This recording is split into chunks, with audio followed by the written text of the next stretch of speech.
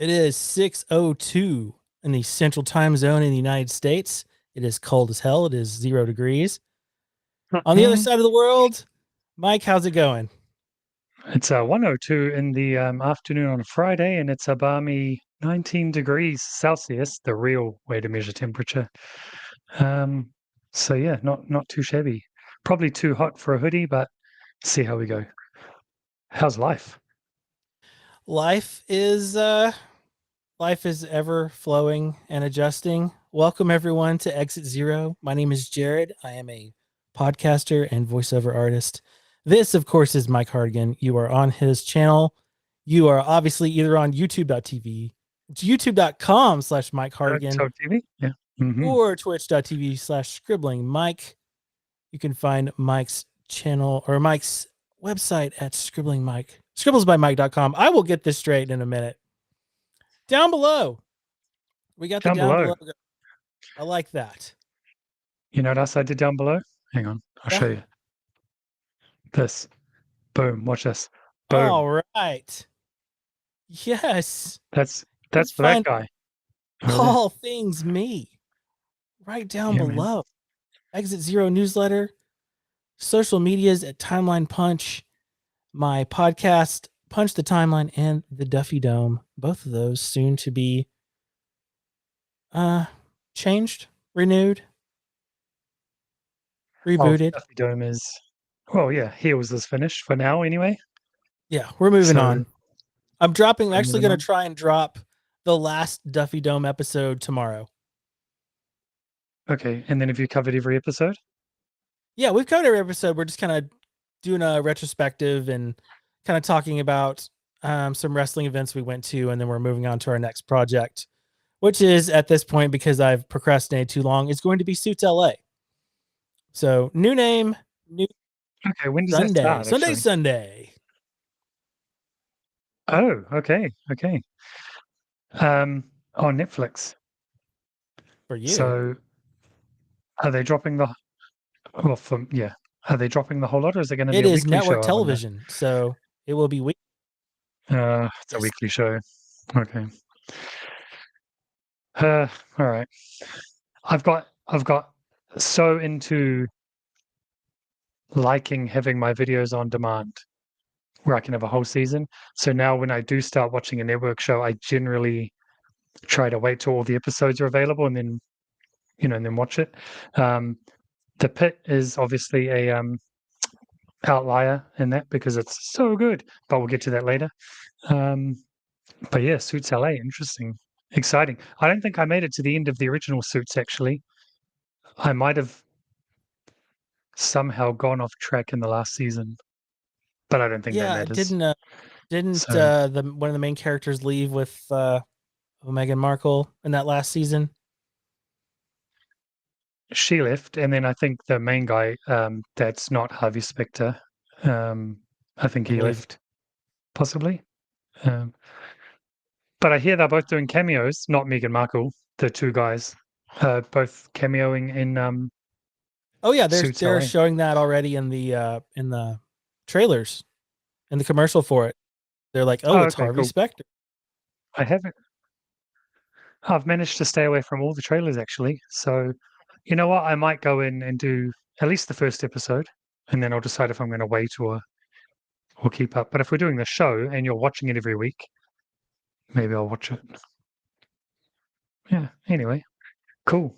So, what do you want to chat about? What do you What want do to you want talk to talk about? Isn't about? that the I saw this thing, and yeah? it was Cody Rhodes posting a picture from his Hmm. like high school reunion, and he was with like this theater with his Oh theater yeah. group, and somebody was like, "Oh, he's a theater Hmm. kid." Now it all makes sense, and I just can't unsee it. Well, I mean, he's a good promo, right? So he's good on the mic. No, I mean, I you feel don't like like him? you get either I am serious and I'm going to sternly look into the camera, or what do you want to talk about? It's I feel like the same promo, Yeah. it's just different tones. But Yeah. Fair enough. But there's much worse oh people on the yeah, of mic. course. So it's not horrible. When he comes out and picks up a microphone, you don't suddenly cringe and go, "Let's change the channel."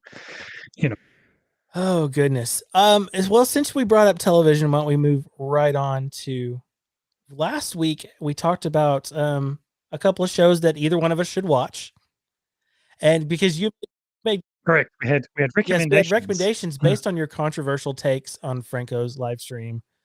I had to Yeah. challenge you to watch at least 2 episodes of Curb Your Enthusiasm, and those 2 episodes were the Palestinian chicken episode and the MAGA hat episode. So, without further ado, this man tells me watched Curb, and I said, "What do you think?" And he said, "Tune into Exit Zero on Thursday." So, I don't even. Well, come on, man. It's got to be a live Yes, reactions, I right? like it. The So- dedication. Yeah, man. Okay. I will say, of the 2 handpicked episodes that you had me watch, one of them was certainly far above the other one in terms of what I enjoyed. Palestinian Chicken was fantastic. That with pretty minor tweaking was easily would easily be able to be a Seinfeld episode. 100%. The other one was good. I see the funny in it. But that one was definitely more of a stay in your lane, Larry type of episode. It was the MAGA hat thing only came in really in the last half Yes. of the episode. It didn't really come up at all until then. But no, Palestinian Chicken, you almost had me, man. You almost was like, oh, I could watch more of this. So I'm glad I watched that one first. I was confused in that because I hadn't kept up. That was a season 8 episode from memory, and he's not with Cheryl anymore by that point. And then in season 10 with the MAGA hat episode, she is with Ted Yes. Danson. Even though from memory, hasn't Mary Steenburgen been in? I Curb? honestly, in my Okay. rewatching, I am still not to the point where Cheryl and Larry split, because it's like I started watching Right. like the last 2 Spoilers. seasons. Spoilers. The last 2 seasons, but then I went back and started from the beginning. So I'm at the post Hurricane Katrina episodes where Leon shows up. Okay. So after watching those, I still don't think it's a show I could sit there and watch a lot of at once, but maybe that's the point. However, I was tempted to Google like top 10 best episodes of Curb and then go through them. But Palestinian Chicken, that was a nice piece of TV. So kudos for that suggestion, and you were so close. I'll take it. I was on the hook. I'll take it. But I will.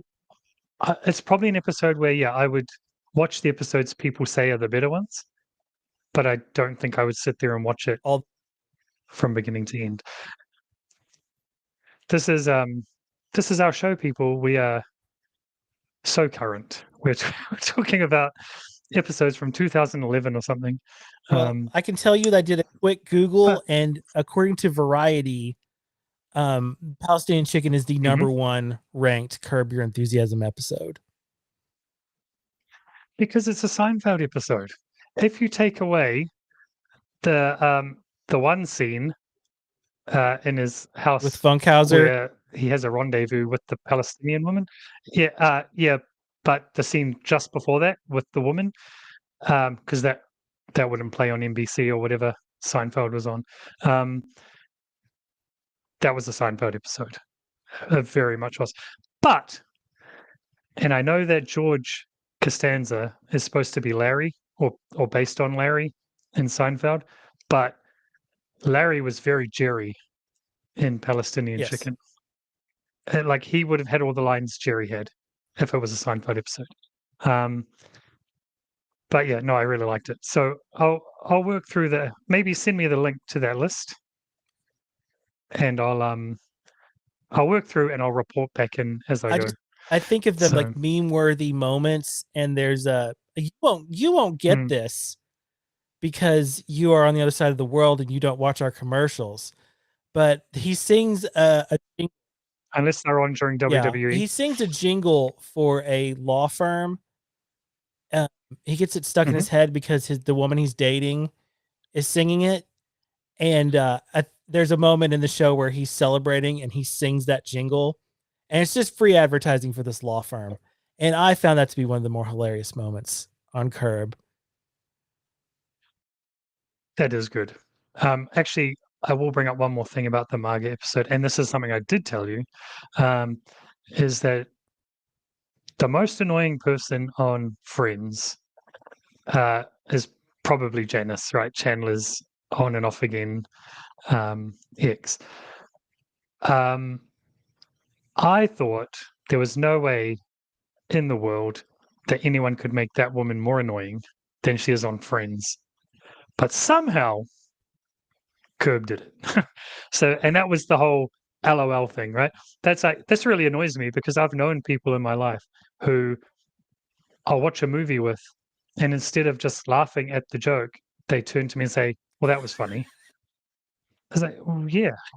So the whole LOL thing really rung true, and but still cringe city. But I did like the idea of making Larry the social assassin or whatever they called it, because that is exactly what he is, right? And the fact that it took 10 seasons to get to that point is somewhat surprising, but perfect role. Although it wasn't, because it kept backfiring horrendously, as everything does for that man. You just described Curb Enthusiasm, yes, Yeah. in a couple of sentences. Real quick Yeah. side note, I had a friend who thought that you could say anything insulting you wanted to someone, and as long as you put LOL at the end of the message, that it's okay. And he said something to somebody once, and he's like, "What? I said LOL," and I was like, "Buddy." That's like someone who says, "No offense," Yeah. but and then goes on to offend you. Yeah. So okay, right. So that was what I had to do. And I was tasked with watching The Pit on, I hate this, Max, which will forever, it's HBO. Max. It's HBO Go. It's HBO Now, It's whatever you want to call it, but Max. Wasn't it HBO Yeah. Max for a while? And now, it's just Max. See again. Is it Netflix for you? Yeah. No, because we don't have Max over here because the rights to most of their shows are on another local provider. They do Game of Thrones and all of those shows. So no, those ones are we don't have that service specifically yet. So where we have Disney, and we don't have Hulu, but all the Hulu shows go onto our Disney Plus. And obviously Netflix is a massive catalog. And I have Amazon Prime as well. So it's really only Max is the one that we don't have, but it's on something called Neon over here. But anyway, The Pit, starring Noah Wiley as an ER doctor. Yes. And it's all one shift. Every episode's an hour. I loved it. Like, I watched one episode and I sent you a message. I was like, I'm in. I am absolutely in. However, I can tell you that there is a lawsuit between the producers of this show and the Michael Crichton estate, because they're like, this is ER. Because I guess they tried to do an ER reboot or revival, and they couldn't come to terms. So they just moved on with The Pit, and the Crichton estate is alleging that they just copy and pasted ER to The Pit. And I can see it in some instances, because I'm like, yo, this is Carter. This is Carter taking over the. Oh, this is ER. And I was like, oh, his mentor died. There's no way. His mentor died during COVID. Benton. Yeah. Like this is ER. Yeah, this is 100% it's ER. A little bit more. Well, I mean, it's what 30 years later. I don't know when ER was. That was in the 90s, It right? started in the 90s, but it went like 15 Yeah. years.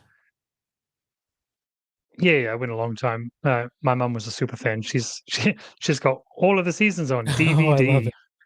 DVD, DVD. Um, so it's obviously a little bit more not edgy, but maybe graphic. Maybe that's because it's on the Mhm. streaming service. Like you get to see a bit more of the patient's problems getting cut into and things like that. But it's definitely ER. But I love Dr. Robbie. He is such a good character. Um, and I just really like the show. I like the fact that they've gone with the 24 format, um, or 12 format, in this case. So I hope it gets renewed and doesn't get sued into oblivion. I can But almost HBO's Warner Brothers, almost right? guarantee you though it'll get settled because this is going to get renewed. It's Oh, in the top 10. It's been like 1 and 2 on like the chart of like when oh, you log into the app. You said moms, you said ER. yeah. I will now read you a text from my mom about the pit because she asked me if Hmm. I was watching it. She didn't know. She didn't Oh, know. And so she said, "Are you watching the pit?" And I said, "I watched it Friday. I liked it." And they're gonna have to settle the lawsuit because this is totally ER with the city and the name changed. My mother said to yeah. me, A lot of my mom's Uh-huh. texts start, It doesn't feel any different than Grey's Hmm. Anatomy, except this show doesn't leave the hospital. And the Oh, writing is as good. But I like Noah Wiley in it. I've been watching for weeks, so I'm caught up. I was like, Mom, no. um, There's nothing about okay. Grey's Anatomy. That's a take. That's my mom. Um, that's a take. Okay. Since we're talking about TV, so the pit's only weekly, so I need a fix, right? And it turns out that a lot of the stuff I'm watching happens to be medical related stuff, like scripted stuff. And because I just got Netflix recently, because I wanted WWE and stuff, I've started going through the catalog, right? And I found New Amsterdam, which I'd never watched, and it went for 5 seasons. It's already wrapped up and finished, so I've got a whole thing to watch. Um, and because I'm watching The Pit, which is like top tier TV, it's like really good. Like it's good writing, good acting, good, like everything is great about that show, in my opinion. Um, and New Amsterdam is good, but I think that falls more into the category of um, the melodramatic soap opera ishy. Maybe I haven't watched enough Grey's. I think I watched some of season one before I bailed on it way back when it started. Um, but like I'm enjoying New Amsterdam, and it's really funny because I watched Cross recently, which is based on the James Patterson, Alex Cross books because I loved those books. Um, and the guy who plays the villain in that, because it's not based on a specific book, the series, um, he was a really good villain. And when I started watching New Amsterdam, I was like, hey, I recognize this main character, the chief of medicine who's just started at New Amsterdam Hospital in New York. I was like, what do I know him from? And he was the serial killer in Cross, and he was so good at that.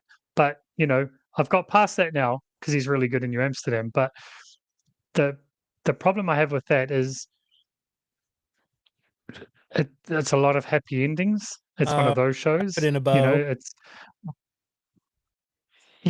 like we wrap stuff up in 40 minutes and as happily as possible. There's the odd one that might not go the way you want it to, but they sort of prep you right through the episode that it's gonna happen. And there's I feel like, and maybe it's the binge problem, is when you watch all the episodes in a row, things become more obvious, weaknesses become more obvious, I guess, when it's not made to be binged. if that makes sense. So it seemed like they backloaded season 1 with a whole lot of, oh, we should mention this and this and this, just out of nowhere, because it'll set up the finale, or it'll make you, as the viewer, assume where the finale's going, because we've never alluded to this stuff before, but 5 episodes before the end of the season, we're going to start dropping these little things like, oh, suddenly this person has this disease, or suddenly this person wants a baby, or suddenly this, this thing we never told you about is something really important to this character, for 22 episodes, and we didn't tell you. Because then when it comes to the finale, you're like, oh, this is clearly going to be wrapped up very nicely, because if this one thing happens, then this solves all these other problems for these other characters, if that makes sense. But then, so I'm sitting there watching the finale and of season 1, and I was like, well, this is clearly obvious where this is going to go, right? Like, there's no question. Then it doesn't happen, right? So you're like, oh, okay, good, right? That's cool. And then you're like, well, whatever, then it would have been better my way, but what do I know? I'm not a TV writer. And then 5 minutes later, they just throw this massive curveball and something massive happens, which then turns it back to like, oh, what I thought was going to happen has happened, but in a different way.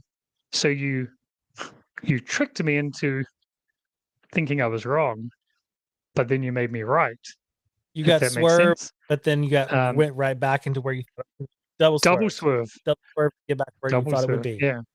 Now, Yeah, in wrestling that'd be a double turn. Now, is right? that the show where the guy's like, we're not going to charge money to our patients? Yeah, because it's a public hospital. But do they exist in America? Like, that's a genuine question. While I'm watching it, I'm honestly thinking, No, yeah, because because that's what I thought. I had No. a family incident this week, and one of the questions I asked was, what's your insurance cover for ambulance care? And the answer, I don't know. And then I was like, a couple of days later, I was like, by the way, if you paid up front, if you paid all in cash, they cut it in half by 50%. So yeah, that's not a thing in America. It's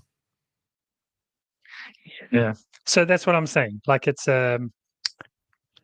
soap opera-ishy, like that prime time drama feel. Whereas The Pit, I feel, is not so much like that. Like, maybe it's because of the format of being an actual hour. Because like the endings of each episode, have you watched more than yes, one? I'm caught up. I haven't watched today's. Oh, okay. No, neither have I. So yeah, we're both up to date. So I'm not going to say any spoilers or anything, but have you noticed that most episodes don't end on an ending? They just It like reaches a stop. it just goes to credits. Like, yeah, it's like the hour's up. Yeah. Yeah. Yeah. And I like that because there is no bow, because it's just the next hour. It's, like, and I will talk about this because I did turn someone else onto the show. I'm feeling very good about this show. That they, in the early episodes, 1 and 2, maybe 3, they have alluded to the way I think the season is going to end is with the school shooting, based on this one character from the early episodes who's never been brought up again until I think they mentioned the mother briefly in a later episode, and said, "Have you got a hold of your son yet?" And it was still no. And then you think, "Wow, they've left that for a long time," but not really. It's only like 3 hours later, or something. So this is a show that would be good as a binge, especially if you had 12 hours or just under, because it's not actually an hour an episode. Because I think that would work really well. I think it's But this is like, I think it's either going to be a school shooting or it's going to be that musical festival that everybody keeps talking about. The one that the sun is going to? Yeah. See, that was a bit of a curveball for me too. Like, oh, suddenly he's got a son. But again, it didn't matter because really there was only 3 or 4 hours into his shift that that happened. So yeah, it, that's really good. I look forward to Fridays. I look forward to Fridays for the pit, and I look forward to um well, my Friday. I think it's Yes. Thursday night that it comes on over there. And my Monday night, which is Sunday in America, for last week tonight with John Oliver. So my weeks are bookended quite nicely. I like that. But I was just going to say, the other medical program I'm watching, which is completely uh, in a different thing, is St. Dennis Medical, which is a sitcom um, from the makers of Superstore and American Auto. Superstore was one of my favorite sitcoms, and it went, I think, for about 7 seasons or something. It was great. America Ferrera was in it, along with other people, obviously. Great show. And then American Auto, I really loved, but unfortunately was cancelled after 2 seasons. And this is Spitz's new show. So it has Wendy McClin, I can't remember her name, the mother from the Goldbergs, which was another show I loved. Is like a medical director at St. Denis, and it's got David Allen Greer, and it's got a few other. It's like an ensemble cast as well, but I don't know. Somehow, all my TV viewing has gone medical for some reason. It's really Funny, strange, but anyway, funny good story. shows. Went to Universal Mm-hmm. Studios in California, and I Uh-huh. did the VIP Mm-hmm. experience. So you do the parks and you go to the movie lots, and we got to tour the St. Denis Medical set. Yeah, Oh, they weren't well, there there, you so go. they were like, "Hey, Nice. let's all come in there." So we toured that set, and then we toured the prop room. So I saw like furniture and signage and stuff for Suits LA. So yeah, Oh, cool. Oh, so you're ahead of the curve. yes, Nice, nice. So yeah, there you go. So St. Denis is good. It's not as good as, well, I mean, it's still season one, right? But yeah, it hasn't quite reached Superstore levels, but maybe Superstore didn't in season one either. What show is really good out of the gate? Very few have winning first yeah. seasons, right? Compared to how they go.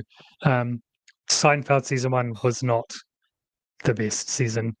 Um, we've talked about it before. The Office and Parks and Rec both got better after season one. Um, but St. Denis is not a bad season one. It's just you're getting to know the characters still, right? So, but it's funny. I like it. I don't know. Are you a sitcom person or are you Absolutely. I'm just, not I'm not actively well, Curb, actively obviously? watching St. Denis, but when I catch one, I'm like, "Hey, this is funny. I should watch it." But Mm, it's like ADD. It's like I have to be in the right mood, and I sometimes I don't pay attention, but it's like how I won't watch anything regularly, but all of a sudden I'll be like, "Yeah, I watched Fire Country last night," or "I watched Matlock." I was going to ask you about Fire Country because that's on Netflix, and I like the premise. I watched the trailer and I read the synopsis, and I like the premise. Is it Yeah, worth my time? Do you think? yes. If you give it, Okay, if you set nice, your concise. if you That's what set we're your about. expectations to network drama, but Okay, it's not terrible. It's not okay. like groundbreaking, but it's like, okay, this is a good episode. Like this is it's not appointment television for me, but it's hard to get me to sit down for Mm, anything. So if you but I'll watch it if it's in front of me. hmm Okay, okay, that's good enough. I watched Apple Cider Vinegar, which came onto Netflix recently. It's got Caitlin Dever, who I really like. She was in Booksmart with Jonah Hill's sister, whose name I can't recall at the moment. Um, that was Olivia Wilde's directorial debut Mm. movie, I think. Um, and she was in oh, one of those movies where it's on, I think it's a Hulu movie from memory, where home invasion type movie, but with aliens. I can't remember what it's called. But that was pretty cool too. And I really like her. and she's in it playing an Australian, and she does a good job.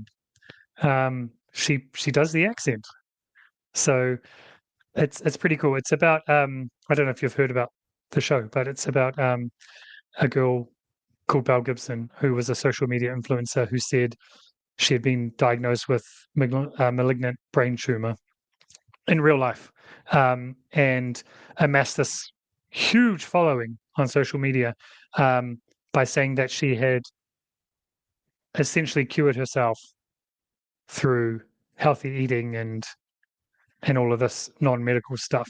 So she gained this huge following.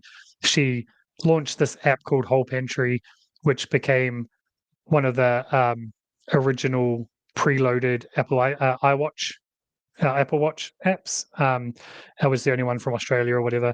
And then she started getting people querying whether she was actually had cancer or whatever. So I watched the show. It's only like 5 or 6 episodes. It was good. There's also a documentary, as Netflix usually does. They'll make a show out of something, then they'll put the documentary version so you can watch both. And the documentary clearly shows that they've played around with the timeline a bit, and the the show has has cast more diversely than the people were in real life. Is that the political way to say it? Like you know what I mean? Which is not a problem. I don't care, but it's just like you watch the documentary, going, "Oh, that's that person," but you wouldn't have known. You know, there's a disconnect. But it's yeah, it was quite good. But then again, see, that's medical related as well. So anyway, I'm going off on a tangent. Let's bring it back on track. Real quick, Wait, and we'll move on to our next category.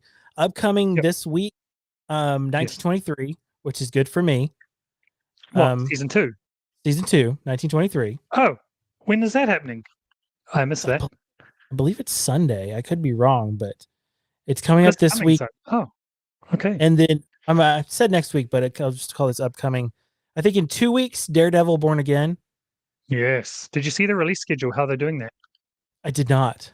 Is it the 3 1 1 1 1 1? No, it's 2 1 1 1 1 2, I believe. I think that's how Agatha all along might have done it that way. So they front load and end load. I don't know, that sounds a bit wrong. So yeah. So really looking forward to that. I need to actually finish watching the old Netflix series of Daredevil, because I finished season 1 and we started on season 2, and I never finished watching it. So that whole people say season 2 is a weak season. I don't think it's a weak. Maybe it's the weakest of the 3, but I don't think it's a weak season of TV. It's definitely a show of 2 halves that season, though, because you have a Punisher half and you have an Elektra half. But yeah, definitely do that, because it's clearly going to tie in and reference back to the Netflix show. And I did read an article yesterday, I think, where one of the guys I think he was a producer or showrunner on the Netflix shows, has said that they are actively working on trying to bring the Netflix Defenders characters into the MCU. So my hope is Jessica Jones, but Power Man and Iron Fist would be good if the MCU can sort of tweak them a bit. And obviously, I think the Punisher will be next.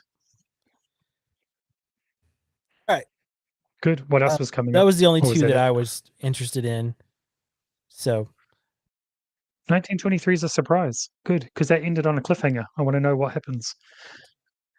Which is what a cliffhanger is for. Like it wasn't so much a cliffhanger as it was like a, well, this is the end. No, didn't it leave the dude stranded in the middle of the ocean or something? Didn't the boat sink or something? Him off the boat, and she's like, "I'll meet you in Montana." Oh, maybe and it was like, that. yeah, it wasn't. It wasn't my favorite It Yellowstone it show. took so but long to paint okay. the picture before it got moving because there were like 3 different stories. But now that there's momentum, Mm, 2 years later, they're gonna hopefully it'll be better. But let's move on to our next topic hmm, of professional mhm. wrestling. You specifically wanted to talk about NXT. I did. Um, so last week, I think on episode 1 of the show, I said that I was going to start watching NXT again because it's over here. It's on Netflix live. So I don't watch it live, but I can watch it same day in a nice 1080p. It's really nice. Um, so I watched. Actually, I did watch the PLE live last weekend. It was Vengeance Day. Uh, I don't know if you watched it or read the results or anything like that. Um, Not a bad PLE, and it was good for me because I'd been wanting to watch Stephanie Vikier. I'd been wanting to watch Julia, all the hype people that came in, and I'd never seen their stuff in the other promotions. So now was my chance, and the PLE was good. I don't know. Can I talk about results? Hey, Like if you haven't seen the results of NXT in the last few days, here's your Vengeance warning. Day. Go for it. Yeah. Right. So Stephanie Vikier opened the show and beat Fallon Henley for the NXT Women's North American Championship. These title names are getting so long. Um, so yeah, that was really cool. And I was thinking, well, that's good because Julia is the NXT Women's Champion, the top one, and they're best friends. So I'm assuming Julia's going to keep hers, and they'll be buds. They'll hold all the gold or whatever, which is what happened. Um, But I guess the big news that came out of, or one of the big news that came out of Vengeance Day was Jordan Grace has officially jumped ship and signed with WWE. So no more of these cool TNA cameos from her in the Royal Rumble where she dominates for a few minutes before having to be eliminated because she's not with WWE. Um, Now she's in um, NXT and it is awesome. Um, she is a tank, Did you man. Jordan did you Grace. see how And the latest episode of yeah, NXT ended? yeah, with her with the look Yeah. on her face, you mean? Or yeah. So yeah, with NXT, first I was thinking when it was Stephanie, Julia, and Jordan, I was like, oh, that'd be a nice little faction. Um, that would probably be unmissable with right, like they'd dominate. But then obviously their team won the match. They're all standing there. Stephanie and Julia are holding up their gold. Oh, one of these things is not like the other. And Jordan Grace is sort of like, huh, I need one of those shiny things, is what it looked Yeah. like to I was like, me. what am I gonna pick? Yeah, exactly that. Yeah. But you can't turn her heel because she's way too over. Um, but then you can't turn the other two heel either. So I don't know. What do you do? You you roll with Big Yeah. Mama Pump as her heel persona. They've got the siren set up already. Yep. That is true. That is true. But she is an absolute unit, man. And she's awesome to watch in the ring too. It's not like, um, so I can see why Triple H would Yeah. like her, and I'm surprised it took this long. I guess she had to wait till her TNA Hmm. contract was up. But do we think that Hendry's going to make the jump similar to that Absolutely. eventually, or do you think he'll stay in? Absolutely. He is counting down the days. And But this is just making TNA this OVW, makes isn't it? TNA ECW. Or FCW? It's Oh because it's yeah, like maybe. you Oh can yeah, actually workshop true. someone in TNA, then you can bring them over for cheap and try them out on your TV. It reminds me of when I quit my job about 10 years ago and then I asked to come back and Hmm. my boss wouldn't hire me back until a couple months later and he hired me back at a lower position, which is what the Hardys look like coming to TNA Nice. or coming to NXT to do a tag match. Mm. Oh, that annoyed me to no end on this episode of NXT. Is one thing I can't stand anymore is the Hardys. Sorry, but I'm done, man. Like uh, Jeff. he has his problems. Matt's more my problem because he can't even walk properly, and like they keep cashing, or they not cashing in, but the they're living off the legend of the Hardy Boys, right? Like that's what the fans are doing too, to be fair, which is probably the problem. Um, they are not the the TLC guys anymore. Like they're not the guys who can do that stuff anymore. They did in AEW, but whatever. Um, the guy can't even walk properly, and I was so angry in that backstage promo when what are they called? The no quarter catch crew or whatever. They just interrupt whoever's talking and turn to the camera and say, "We challenge the Hardy Boys." I was like, no. So now I'm gonna have to watch the Hardy Boys next week. Because of course they already had a pre-recorded acceptance loaded.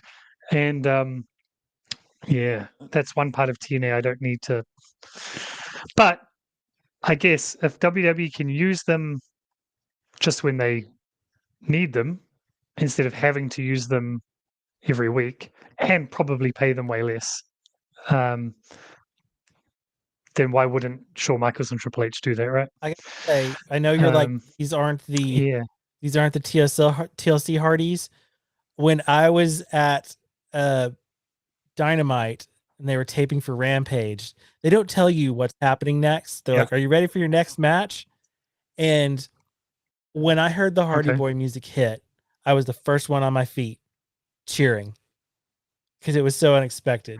Yeah, because you are living in a cloud of nostalgia, I was right? just excited that I got to see the Hardys and that my daughter got to see them too.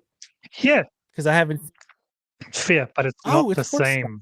It's not the same height. But I get what you're saying. I get what you're saying, though. The last time I saw the Hardys live was 2001.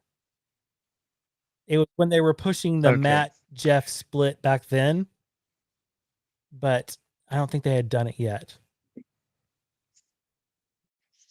Well, speaking of that, I watched LFG as well, the Legends and Future Greats, which is what it officially stands for. But if you watch the show, it's constantly said to refer to the same thing as it refers to in Deadpool Wolverine.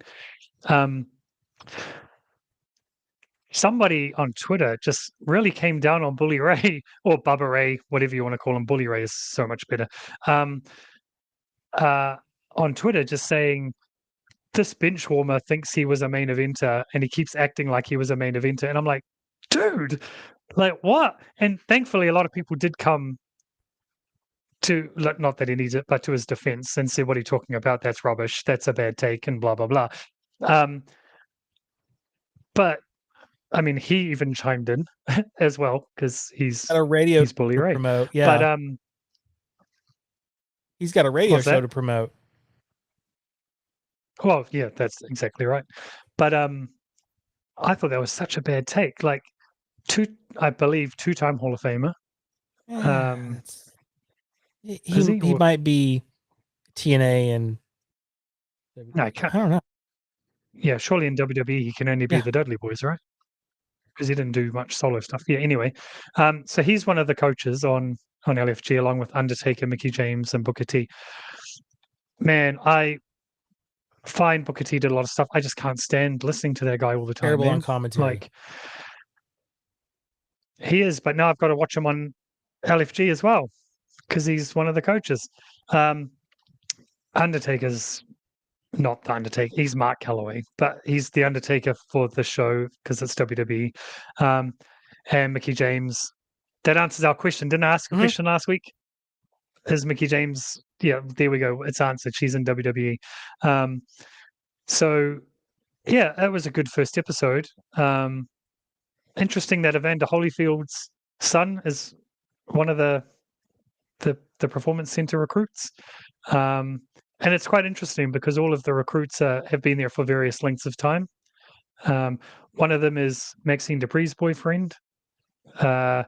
And it's cool too because the way they structured the show, I don't know if you watched it, but the way they structured the show was they all had to come out and show some in-ring stuff, and you know, okay, okay. No, Should I I'm stop just talking saying, about like, it? No, that's as far as Tubi, isn't it like a lower tier, like it's Tubi, no, or is that on A&E? no. It's not. Okay, It's A well, and E. still A&E. Evolve okay. is for Tubi. I was hoping that because in New Zealand we don't have A&E, I was hoping we'd get that on Netflix as well, but alas, no. But no, so that's come and do some ring stuff, run the ropes, and all that basic, you know, first week stuff, and then that's come out and do a promo, and that was a mixed bag. Actually, it wasn't that mixed; it was mostly not very good.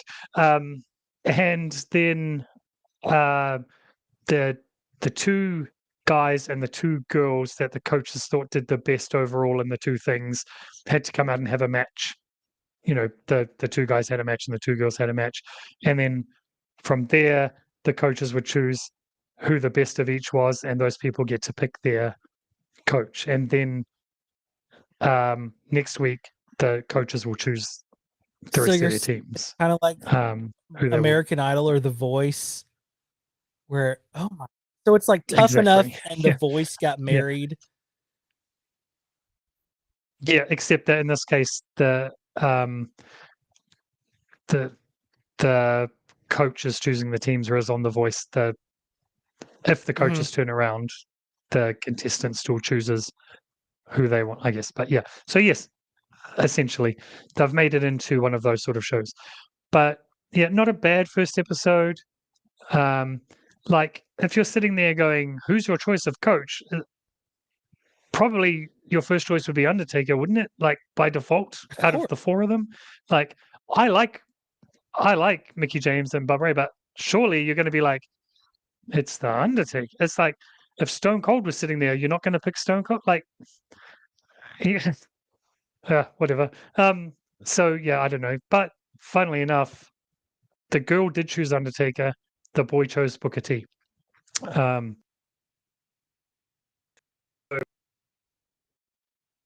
the rest more. Uh-oh. We appear to have had a streaming issue here. Mike, you are frozen. This is the part where I shoot him a text. And he has disappeared. Yeah, I'm not that WWE kind of guy. Oh, And here we there go. We're back. Yeah, we're back. We're back. So anyway, enough about that. Evolve is next. I don't know about that. But you wanted to talk about AEW. Yay. Can I have one of those signs? Hey, the you just give me the signal and I'll give you one of these.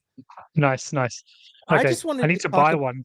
I just wanted to talk about Grand Slam a little bit Mhm. because it was a mixed bag. You had the main event, obviously, Timeless Tony Storm. Spoilers incoming, everybody. Timeless Tony Storm winning the title in Australia, which it's funny to me because I'm like, she was born in New Zealand, but then she grew up in Australia, but then she Yep. moved to England. So Yep. I guess she claims all of them, but she obviously was, match of the night. They put her in the main event slot.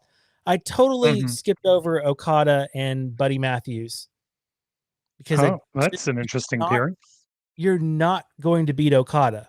I don't care if you're in Australia. I don't care Well, if you're, yeah. no one's beating Okada. And it's so weird that they gave him that Well, Buddy title. Murphy's not. Yeah, Like Buddy Matthews, what's his name now? Buddy Matthews. Right, yeah. He's not beating Okada. But okay. And That's then even in Australia. the Death Riders, Moxley choked out Adam Copeland. I refuse to call him Cope, but he choked him out in their tag team match. So, which was Claudio and Moxley versus Adam Copeland and Switchblade. Edge and Jay White, who is from New Zealand and stayed in New Zealand and says he's from New Zealand. So yeah. So yes, the pride. Yeah. I'm in Dakota Kai. They're my boys. So, Yeah. I just know that, like with Tony Storm, when they're like, "Oh, in your hometown in front of your family," I was like, I believe she was born in New Zealand. So that's a Yeah, but it's weird what one. is your hometown? Is it where you grew up mostly, or is it where you were born? You know, it's like B. Priestley was born in New Zealand, but grew up in England from I think like age 3 or something. So she mostly grew up. I think she had a British accent, doesn't she? Um, Yes. Was she born to yeah, British parent in New Zealand? was she? I don't know. I don't know. I think we've had this discussion because um my lady is from Texas, but she was born in California. So she's where you Oh, grow okay. up. You can say, yeah, I was born here, but Hmm. not everyone's like me and Yeah. lives 20 minutes away from where they were born and always has. Mm. Well, see, I was born in Auckland, but then I moved and grew up in other places. But then at 15, moved back to Auckland. So I'd still say I'm an Yeah. Aucklander. Um, okay. Well, that went off track. So anyway, was it a thumbs up pay-per-view? Because they still call them This pay-per-views was over there, don't actually they? a In old network AEW. special. They put it on after the NBA All-Star game, Oh, so it was late. Like it started at 10, 10:15. I oh, watched the first okay. hour, and then there's an opening match that I'm totally forgetting. But I fell asleep and I had to watch the rest at home on um what is Triller? Yeah. I still call it Fight TV, but it's Triller. Okay. Okay. Worth it to watch Tony Storm. Um I mean, it's not something that's like, oh, 5 stars, 7 stars, amazing. But it moved along some storylines. Copeland still has Moxley at the next pay per view, which is the first week of March. Sorry, he's still Edge. He's never going to be Adam I, Copeland. Sorry, that's how I feel about the it's Cope Edge. thing. He's trying to get everybody to call him Cope, Mm. and it's like, I'm sorry, bud. I bought myself an Adam Copeland shirt, and it took me a year to call you Adam Copeland. You can't just spring the Cope thing on me. I'm sorry, but if you look like Edge and you sound like Edge and you come out to Edge's music, Oh, that was the you're Edge. moment for him, was like everybody singing his theme music when he came out to the ring. Let's Hmm. see, what was the opening match? Oh, the opening match was Will Ospreay and Kenny Omega defeating Kyle Fletcher and Konosuke Takeshita, which I'm an Ospreay fan, so that was a pretty sweet match. So, see, I really am beginning to think that in the modern era of wrestling, there's no such thing as curtain jerking No, anymore. Like, it used to be a thing. Like, you're the curtain jerker. You're the mid lower mid card or low whatever is under the mid card. And you start the show, right? Because no one really cares. They're still taking their seats. You're jerking the curtain. You're the first one through. Now it's like Will Ospreay and Kenny Omega are coming out straight away. It's the same on Raw, although Raw usually starts with a promo. To be fair, um, NXT, um, I don't think there's any on, such thing anymore. on a pay per Is view, I believe it's, if you aren't last, you want to be first, Yeah, I would get because that. you either, Yeah. especially if you're like the co-main event, which is not a wrestling term but an MMA term. Everybody's gonna lose steam, and they're like waiting for the main event, so they just want your stuff to be over. So you want to either open the show or close it. Plus, if you're first, you can do all the wacky stuff, and then nobody can. You don't have to try and top Mhm. somebody, because you get to do it first. But yeah, But there okay. was a Yeah, I don't know. I've just dropped so far off well, there was AEW. Um, a one-winged angel with Osprey also doing a hidden blade. It was a great combo move. So they've got storylines coming up. So nice. Takeshita is going to. It's weird how they were like, okay, Kenny Omega wants to wrestle Takeshita, but then they're like, okay, how about this? Orange Cassidy's going to wrestle Roderick Strong, and whoever wins that is going to then the next week wrestle Takeshita, and then whoever wins that match, whoever's the champion, will wrestle Kenny Omega. For some reason, I knew about Orange Cassidy versus Roderick Strong. I don't know why I knew about that because I haven't been watching. But okay, so because they've changed Orange Cassidy, right? He's not this guy He went anymore, back. or no. Oh, he is that guy now. They went back to Jane. Oh, 'cause He's wearing the blue denim, so he's back. oh, He's okay. not Where's My Mind black Ray-Bans. So what's his music Jane by Jefferson Airplane, which is the Okay. superior Orange Cassidy Okay. theme song. This is a thumbs up to me and my child because we both. now? Nice. What was I going to say? When I was watching NXT this week, though, I kept thinking, "Wow, this is where AEW people come now," because it was like you had Ricky Starks, you had Sean Spears, wasn't well for a little while anyway. Roxy, right? Because she was in Yeah. Ring of Honor after Tony And, Khan bought it for a little while. Ethan Page. Oh yeah, that was the other one, and Ethan Page, and then Ethan Page confronting Ricky Starks, Ricky Saints, and it was just like, oh, cool, we're just Somebody said AEW, that but whatever. NXT is just Rampage now. No, it's better than Rampage.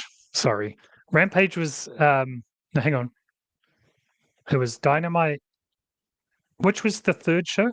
Collision or Rampage? Collision was the Saturday night show, which Collision, was, right? was Yeah. supposed to be Punk's show, Yeah. and then you had the YouTube shows, Dark and it was Elevation. good. Collision started good when it was Punk's show. I know you don't like him, but it was much better. Saturday night's main event. And then it just became nothing. It was Saturday night's main event, down to the promos with the music, and then just the presentation of it. It felt old. I liked Collision in the beginning, and now I have to remind myself to watch it. See, this is why I'm happy to see that Punk is going to come and do a mentorship in LFG on one of the future episodes, because I think that's where Punk's going to end up. And I'm a super fan. I know you're not anymore, or you're not, just full stop. But I think he's going to be really good in that role, because I think he genuinely does like to do that sort of thing. But I know you're AEW hard, so yeah, you're never going to be a fan anyway. But yeah, I'm glad to see that's going to happen. I'm interested to see who else comes in and talks. But seeing Fit Finley and Red Rooster, because again, it's like Edge, right? He's always going to be the Red Rooster. What's his name? Terry Taylor. And Matt Bloom, I guess. Prince Albert, Tensai, whatever you want to call him, still there. And it was weird too, because when I was watching that and I saw Matt Bloom standing there, I was like, wait, didn't he get fired for being a real dickbag? And then I realized that was Hugh Morris, or whatever Hugh Morris's real name is, right? Bill DeMott. Yeah. Yeah. So yeah, it's cool because these are people who are in the performance center. They're not just off the street new hires. So yeah, anyway, I've taken over your AEW thing, going back to LFG. So anyway, yeah, I don't know. I don't know if I can get back to AEW now. I think I'm too. I don't know. Is MJF still there? Yes, MJF is actually going to be wrestling Hangman at the next pay-per-view. They've been having some really nice. Haven't we seen that before? Not in this version of Hangman though. Hangman is like, he went through like this like absolutely intense heel run, and now he's kind of coming back around. But MJF is getting stale because it's just the same old stuff. But it's the last time I watched, I feel like he had just turned it up past 11, and it was getting to the point where it's gone into annoying. Like, it wasn't fun to watch anymore. It's predictable. It's like Taika making Thor: Love and Thunder after making Ragnarok. He took the wrong feedback on what we liked about Ragnarok and ramped up Love and Thunder too far the wrong way. I feel like it was like that. That's the best I can explain it. Anyway, moving on. But yes, I'm a big AEW fan. You are definitely a WWE person. I mean, we'll be there, WrestleMania. I'll watch probably the main event. That's what I did last year. Is I watched the main events of night 1 and 2, but I'm not like, oh yeah, it's the opening match of night 2 of WrestleMania. Ooh, There's no Kurt Joker anymore. yeah, but so it's ironic that Punk is back where he mocked, where it's like main event night 3 of a buy one get one free pay-per-view.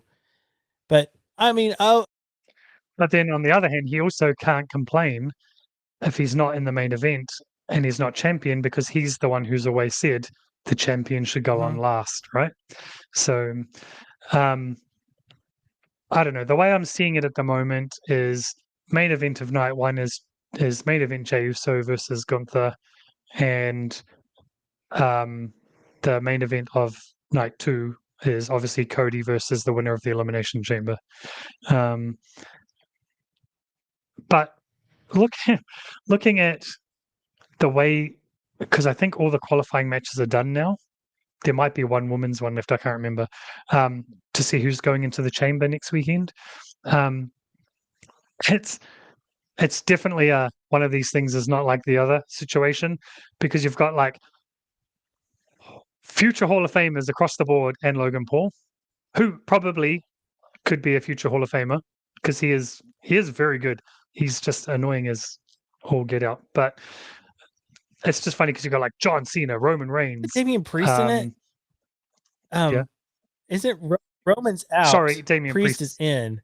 But real quick on that Priest is in. Logan Paul, I like Logan Priest. Paul is great thing.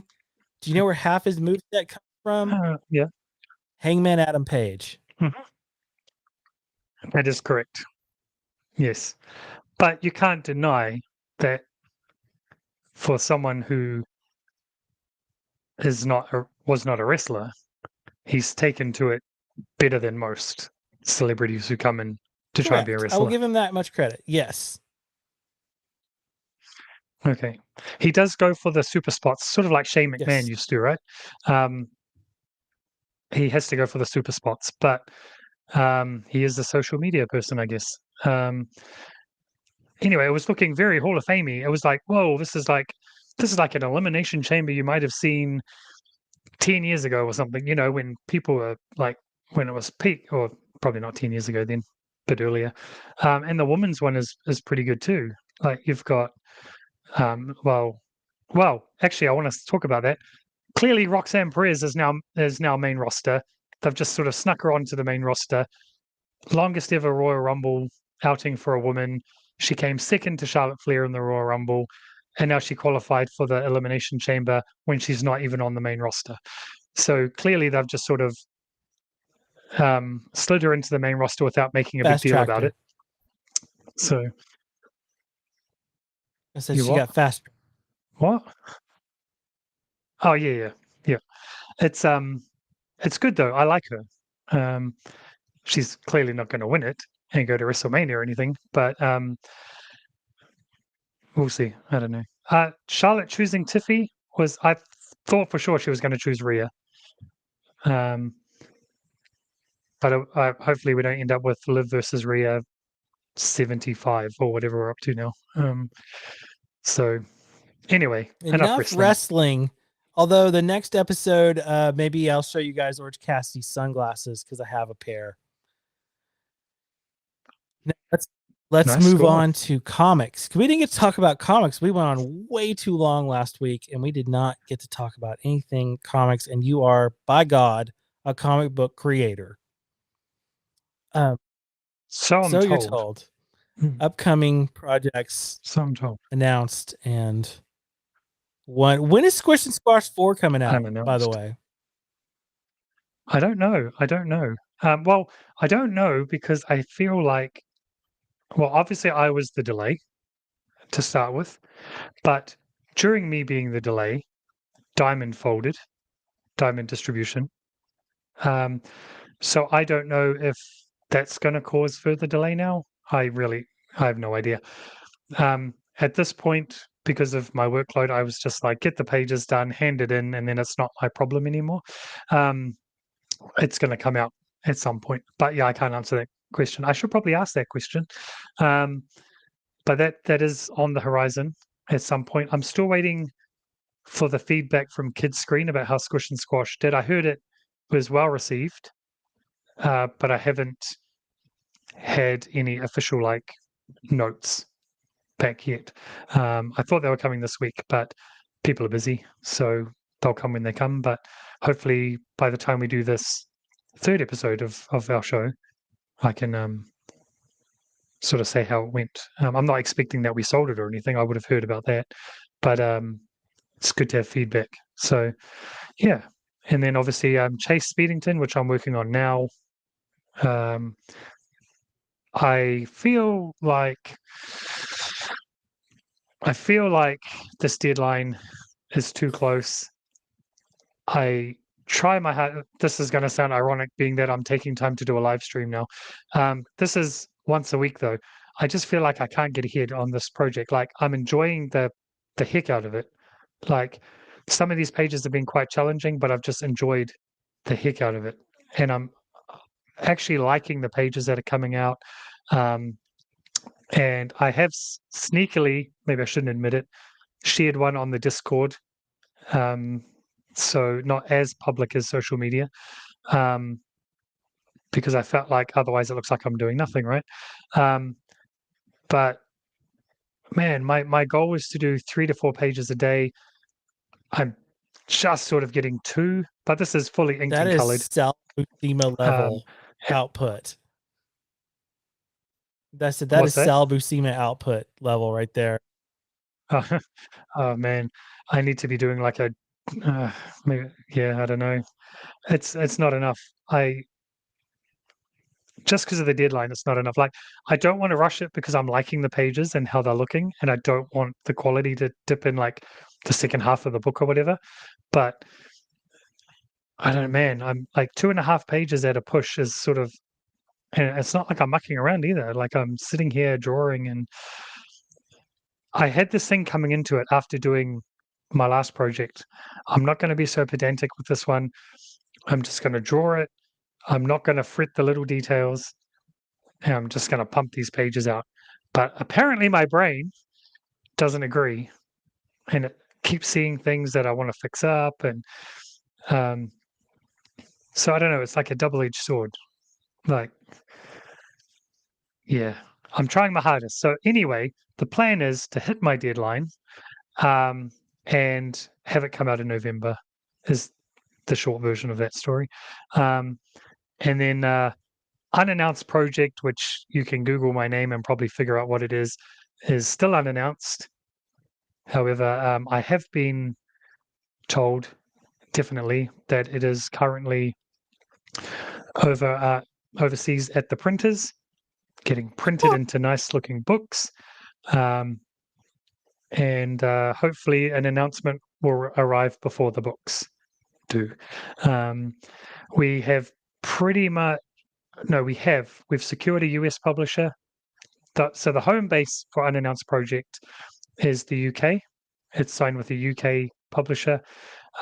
We've now secured an American publisher, although unfortunately to tell you, at this stage, it's probably going to be delayed from when it comes out in the UK and other English speaking parts of the world. Canada and US are probably going to be like a year later. However, that's what Amazon's for, right? Amazon UK. So, and we've secured a few other territories and language rights. So I assume or expect an announcement to come pretty soon with the backing of all that cool stuff. So yeah, stuff's happening. This year is, you'll see some stuff. We'll talk about that Discord later. I forgot to put that in the notes, so you can get a sneak peek at what Mike's working on. It's the only place because again, it's less public than social media. I don't even know how you can get a share. Like I know how to get a link to invite people into our Discord, but it doesn't seem to have like a, discord.com / Yeah. Scribble Squad or what. It hasn't got one of those. So I find it hard to, if you ask and you want to join the Discord, I'll give you the link. I'll give you an invite link. I'm more than happy. I just don't know how to do it like on here, because you obviously can't click a link on You the could live probably get stream. a QR code. I could add it to the notes. Yeah, I've got to figure out if there's a way to make a free QR code that lasts forever. But I could put it in the YouTube notes. That Come to think of it, because I can have a non-ending invitation. So if you want to join our Discord, then come. We've built a really nice community of positive vibes and artists of different levels, and we've got some pros in there. We've got some people who want to be pros. We've got some amateur artists who just do it for fun. We've got some people who aren't even artists and just want to come and hang out and chat and and we just talk about whatever, man. So if you want to come and join the community, then I will put a link in the comments after the stream is ended.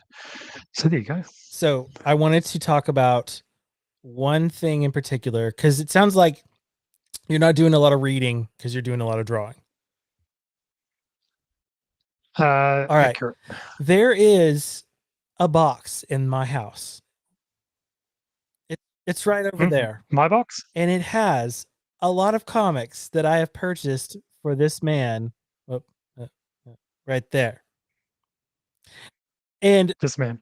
One of the things that we were really waiting on that took 6 months to order was the DC Comics Style Guide. So I have a copy of the DC Comics Style Guide ready to ship. I need to get your info and we need to ship you a box. But we had talked. We're going to close that box off now. I'm not going to add anything else to it. It's got to go in the mail. Yeah, but okay, just a quick aside. I went back onto the website to do that, and they've changed them all because now it's per state that he's in that week. And I don't like that because I'm not American enough. I just want the one that came out originally, and I clearly have missed. So I think we're just going to, unless I get a CM Punk shirt, which will make your day, we're going to seal the box. And ship. Because I know someone else is waiting for a copy of what you're about to talk about as well. The Style Guide finally came out. We had discussed this on a previous project. Shout out to Brian. Rest in peace, Rambling Geek. Rambling Geek forever. Whole one out. But the Style Guide came out. It's beautiful. It's amazing. It's waiting for you. And I just think that's funny that we like to joke that we manifested it. Like we manifest. Yeah, well, Brian certainly does. Yeah. We had talked about, so it was this mythical artifact, right? The DC Comics Style Guide, with art by it's Jose Luis Lopez. Yeah. Sorry, yes, the name just so it's the guide of the house style, the way to draw DC beautiful characters, right? They're like, yeah, this is how you draw. This is Superman's costume. This is Hal Jordan's costume. This is Robin, blah, blah, blah, down the list. And it was this mythical thing that was lost to the ages, that was never good. Like Bucky Barnes, like Gwen Stacy, like Uncle Ben. It was something that was never supposed to be resurrected. But then we found out somebody was going to resurrect it in a new version. New, is it a book? Or it's a book now, right? It's a hardcover, but it looks like a folio. It's fun because they found I believe they found like 2 or 3 copies, and they just like did a transfer. So there's a page where it's like, hey, from now on, Superman's hair is this color. And hey, this should be this. And it's just a great, like, here is a height representation of the Justice League. And here's the colors for this. Here's the, and it's a great thing just to have. It looks good on your shelf. I'm looking at mine right now. And yours is jealous. Right over there. Actually, it's right over here because it's still up there. Can you pick it up and show it on the camera? Yeah. Hold on. Let me just pop off camera. Just a second. Okay. So I think you could still buy.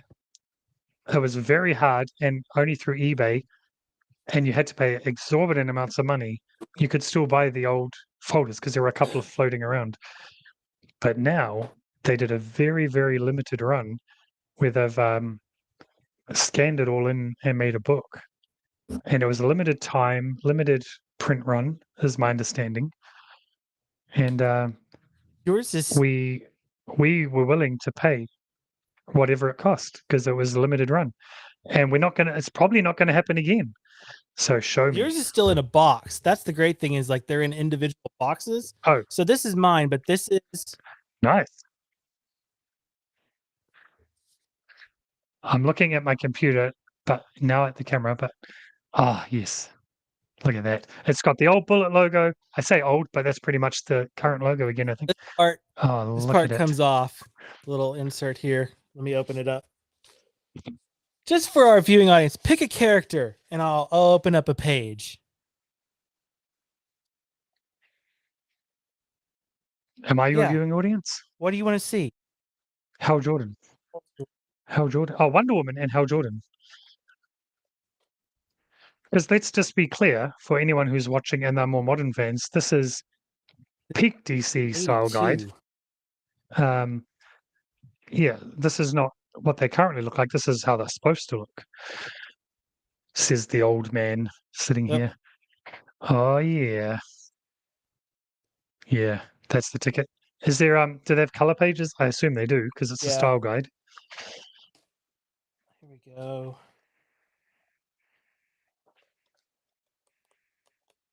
There's a lot of Superman. It's like the first page of the character is like color, and then there's a lot of black and white. There's Wonder Woman. Mhm. There you go. Oh, see that's Wonder Woman right there. Look at that. Oh, that book. You know, I've brought so many the art of fill in the Mhm. blank books that I'm like, I must have that book. And then it sits on my shelf and it never gets opened because I don't want it to get ruined. Oh, look at that. Yeah. That's the ticket. Wouldn't mind that as a poster, to be fair. It's beautiful. Yep. Right. So after this, we're going to organize getting that Yes. shipped. It's going to be extremely expensive because I've added so much. It wasn't supposed to be as out of hand as it got. But that's what happens over time. It's like when you move into a house and your life just happens, and then you go to move and you've accumulated so much stuff. I moved into Jared's house via this box. But when I get it, and because I can't remember everything that's in it by any stretch of the imagination, I'm going to do an unboxing video. That's the funny part is you're like, what's in And there? yeah, I know there's some amalgam if I remember correctly because I'm still on the hunt to finish that collection. But man, some Generation X I think as well. Just some random stuff I had as a teenager that I wanted back. Oh, actually, I meant to ask you. This is on the live stream, but it's for you. X-Men. There was an X-Men I got you to buy me. It was an anniversary issue, 350 maybe. Uncanny. I had a hollow foil cover. It was the one where Gambit turns out to be the bad guy or whatever it was with the Marauders or something. I don't know. When you bought that copy, I found it was ripped, Yeah. right? Yeah. So did we ever replace that, or do I need to find I another bought copy? it at my local store, Speeding Bullet Comics, I believe. Oh, a Yeah. non-ripped copy. Okay, I must owe you some money. Right, send me a bill with the postage, and let's get that over here. I'm going to have it. It's my mission to have it before Christmas Oh, this yeah. time. So yeah, that's exciting stuff. It's going to be a good unboxing video. I feel like there's a potential to have at least 3 unboxing videos. So if we count that one, then unannounced project soon to be announced, because I should get those books again relatively soon. They have to go from the printer back to the UK, then from the UK to New Zealand, but I should still have them before they come out. And then Chase, if that's coming out in November, I should have my copies before then. So potential for 3 unboxing videos. I'm such a social media person, man. Yeah. I'll hype up my TikTok if I'm doing unboxing videos. There you So So I had nice. one more All right. thing, and then we'll wrap it up because we're trying to keep Yes. it to an hour and a half. Yep. I had talked about this. I am Mm-hmm. going to announce my my latest podcast project. I'm putting this out here to force myself to do it. I want Good. to take a look at all the comics from the month that I was born and just keep going. I was going to call it DC in my lifetime. I'm going to start with July 1980, read as many of the books as I can, whether through DC Universe Infinite or through my comic shop, and kind of give an overview of those books. My goal is to start doing that like semi-regularly. And if I get on a good rhythm, I might stop at 1992 when I started reading comics, but we'll see where it goes. But there's so much appeal to that era, 1980, because you're in the Bronze Age. You've still got Silver Age artists. You've still got Earth 1, Earth 2. You've got so much stuff. You get to see the new wave of people like Miller and Byrne and, the Teen Titans come up. So I want to cover the things that make me happy, and that's in comics is what I want to do.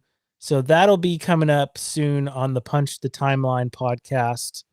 I'm also going to start putting audio versions of this on there, and hopefully that translates well. But anyway, if you like old school DC comics like I do, that'll be something to check out.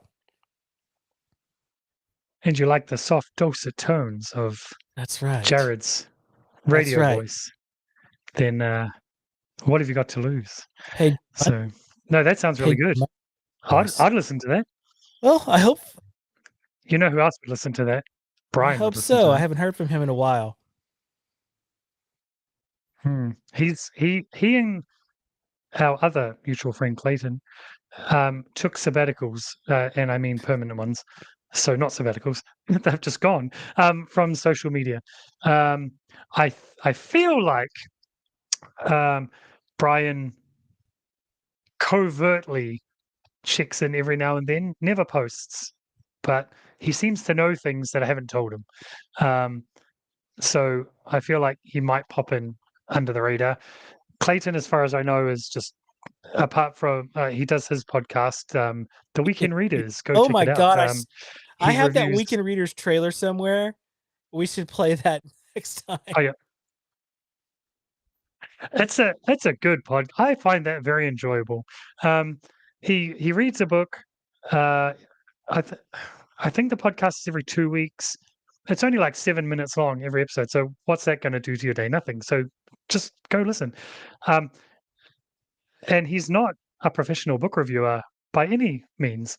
And he's probably watching this. So I'm not going to say anything mean because I genuinely enjoy the show.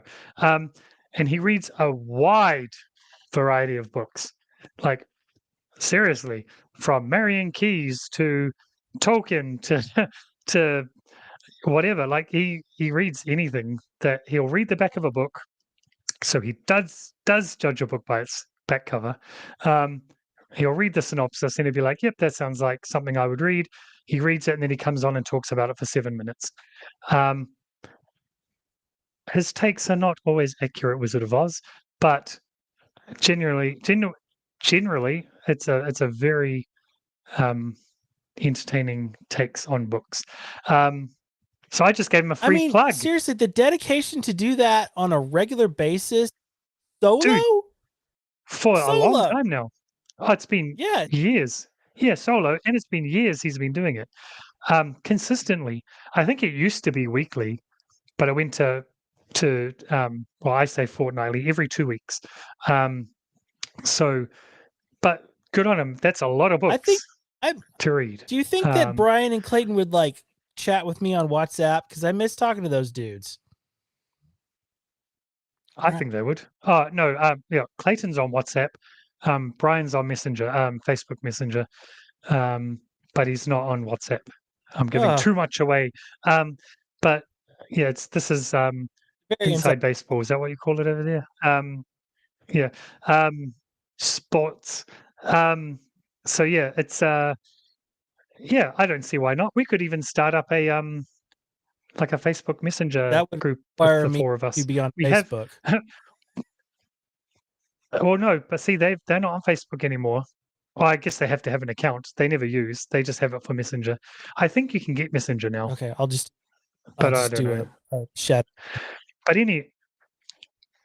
anyway, we still have one for the Heritage Film Club. Another, which is me and Clayton and Brian. Yeah, but that's me, Clayton and Brian, and a different Jared.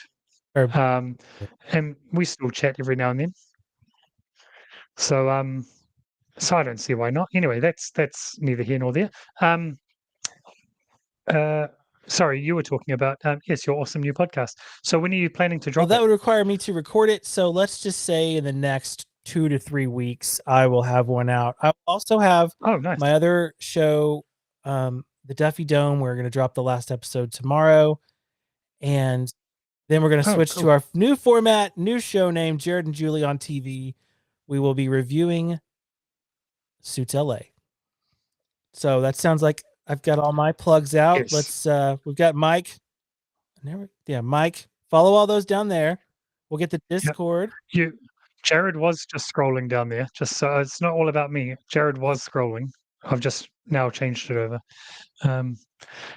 So follow me on those places down there. The usual. You're obviously on my YouTube if you're watching, or else you're on my Twitch. So either way, you're on one of them. Yeah, I mean, cool. I might do some streaming. I haven't done any game streaming for a long time now. I started Red Dead Redemption to finally just bit the bullet. I'm just going to throw this in here before we finish. But I wanted to do the prologue before I started streaming the game, because once you're in the game past the prologue, it's open world and you can literally just do whatever you want. You don't have to do the story. And I think that'll make it more fun. Doing the prologue is like you're forced to do all this stuff because you got to learn the game, I guess. So once I get past the prologue, I might start streaming Red Dead, but that'll only be on Twitch because it's not a family-friendly game. And tonight, for all you Fortnite gamers, Chapter 6 Season 2 drops. There's going to be the big update and the big downtime tonight. And we're moving from ninja theme to heist theme, which is not even a segue. It's just like this massive, like, ancient Japan ninja stuff has stopped. And now we're going on to heists. But it means a new battle pass, new characters to earn, and new whinging from my boy about wanting to play more so he can finish his battle pass. I almost made it to level 400 this season, and now it's going to reset to 0 tonight.